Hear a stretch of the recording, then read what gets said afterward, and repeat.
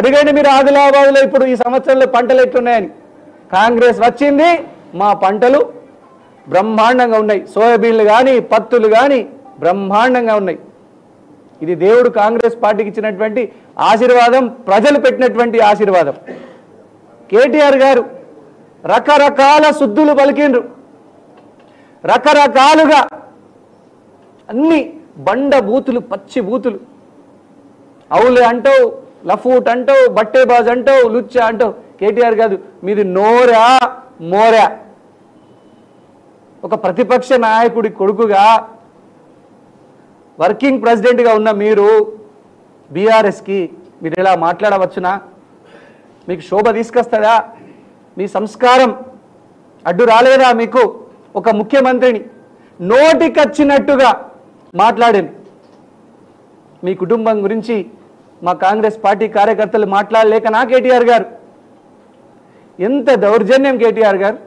మీ తండ్రి ముఖ్యమంత్రి, మీ దగ్గర 3-4 శాఖలు, మున్సిపల్ శాఖ, భారీ పరిశ్రమల శాఖ, ఆ శాఖ ఈ శాఖ మీవే. మీ సొంత మేనబావ ఫైనాన్స్ మంత్రి, నీటిపారుదల, భారీ నీటిపారుదల శాఖ మంత్రి, మీ సొంత చెల్లెలు ఎంపీ, ఎమ్మెల్సీ, మీ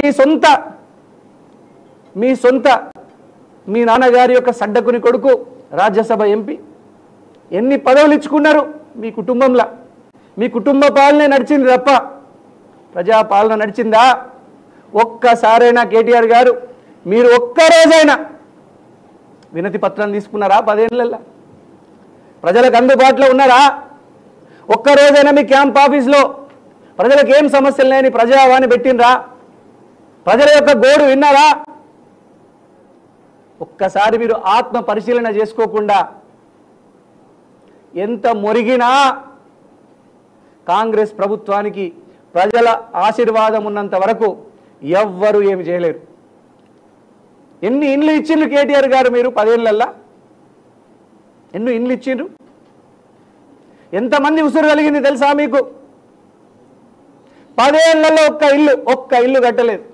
ఇంకా నిన్న మీరు తెలుసో తెలియకనో మీ రాజకీయ అవగాహన రాహిత్యం వల్లనో చెప్తున్నారు, ఖానాపూర్లో ఇందిచ్చింది, ఇందిరమ్మ ఇల్లు ఇచ్చింది, పట్టాలకు భూములు ఇచ్చింది, పర్మిషన్లు ఇచ్చిందని.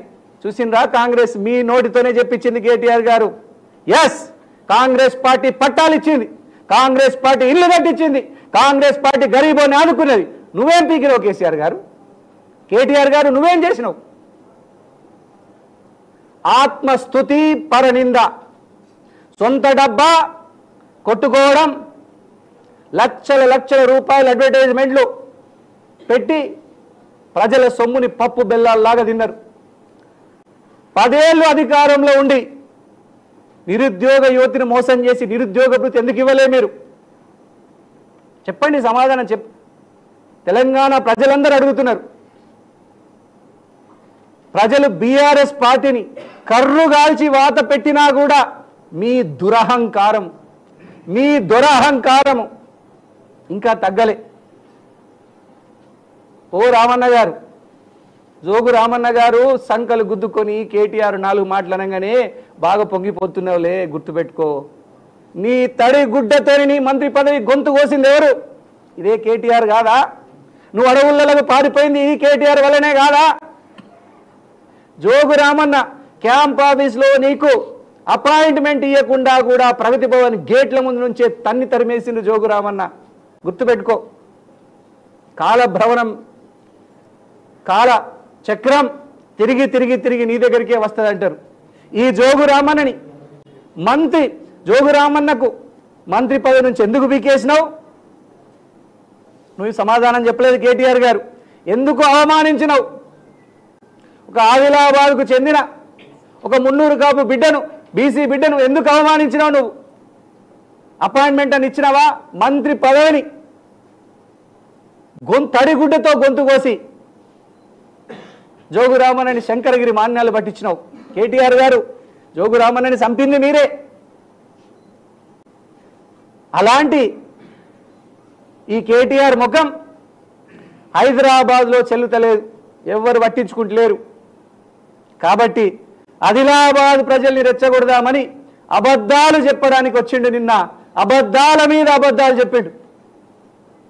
ఆయన ఆవేశం ఎట్లేదంటే ఇప్పటికిప్పుడే ఈ ప్రభుత్వాన్ని కూలగొట్టి కేటీఆర్ గారిని ముఖ్యమంత్రి చేయాలా అన్నంత రేషంలో ఉన్నాడు.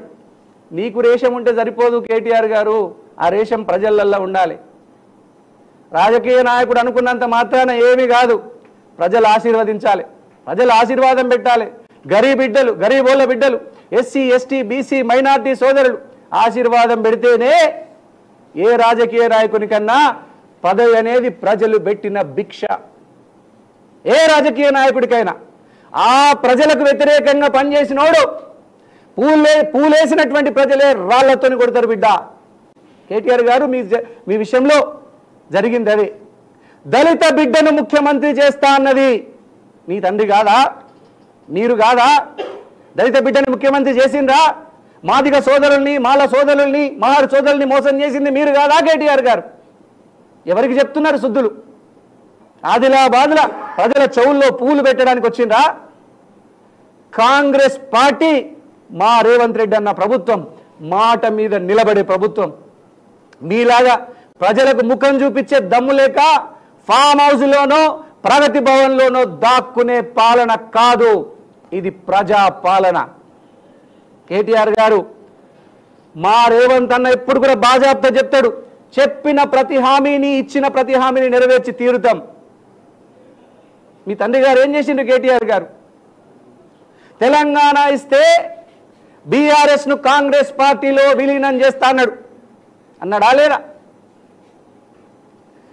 ఆ రోజు సోనియా గాంధీ గారు ఏపీలో, ఆంధ్రప్రదేశ్లో కాంగ్రెస్ పార్టీ పుట్టగతులు లేకుండా పోతుందని తెలిసి కూడా తెలంగాణ ప్రజల కోసం ఒక దేవతలాగా